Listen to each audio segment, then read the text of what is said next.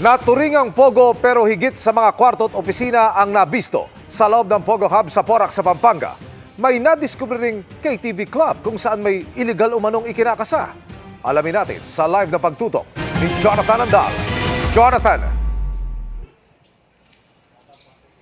Emil, nandito ako ngayon sa sariling KTV Club ng illegal na Pogo sa loob mismo ng compound ng Lucky South 99. Ito po ay hinihinalang pugad ng prostitusyon ayon sa mga pulis. Dito po sa first floor ang mga KTV at VIP rooms. Sa second floor ang mga tila hotel room. At sa third floor ang billeting area o tirahan ng mga entertainers na ang ilan ay Pinay base sa nakuhang mga ID. Samantala, ito na ang tatlong sunod na araw na nakakakita ang mga otoridad ng hinihinalang uniforme ng mga sundalo ng China dito sa loob ng Lucky South 99.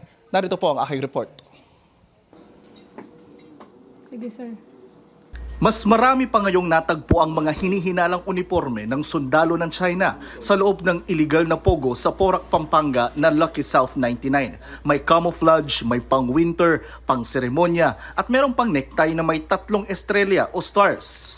Kung kahapon doon sa isang opisina natagpuan yung mga military uniform, ngayon dito naman sa dormitory, yung tulugan mismo ng mga Pogo worker dito. May nakita ring mga bala at baril, pati mga medalya gaya nitong Outstanding Sergeant Badge. Ang isa namang uniforme may patch na nakalagay na airborne. May nakita ring Chinese flag. Ang mga ito pinapa-verify na sa Chinese Embassy, sabi ng PAOK o Presidential Anti-Organized Crime Commission. Huwag muna po tayong mag-conclude na ito ay talagang may mga military personnel pong nakapasok po dyan o ito ay mga iilan lamang po ng mga uniforme.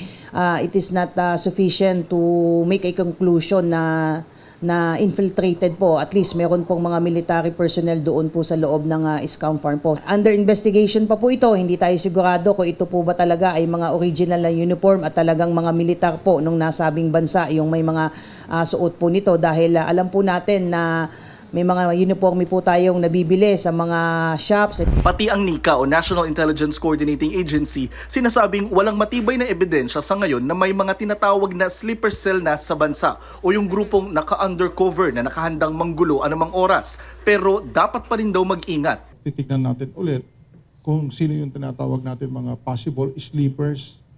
Okay? They are there on some legitimate business but mayroon din silang other intention or plano. So, kung kaya't kinakailangan na we work together with our operatives